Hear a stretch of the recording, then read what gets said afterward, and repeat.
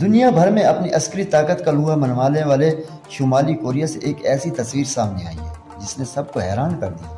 شمالی کوریا کی سربراہ کم جونگ ان کی 13 سالہ بیٹی اب میدان جنگ میں ایک بھاری بھرگم ٹینک چلاتی ہوئی نظر آئی ہے۔ سرکاری میڈیا کی جانب سے جاری کردہ ایک تازہ ترین تصویر میں دیکھا جا سکتا ہے کہ کم جونگ ٹینک کی اگلی نشست پر بیٹھی ہے اور بڑی مہارت سے اسے کنٹرول کر رہی ہے۔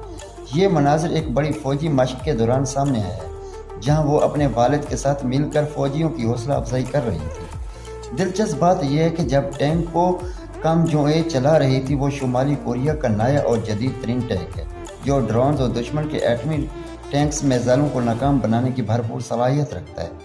خود کم جونگ ان کی ان مشق کے دوران اپنی بیٹی کے ساتھ کھڑے ہو کر اس ہدایت دے رہے ہیں۔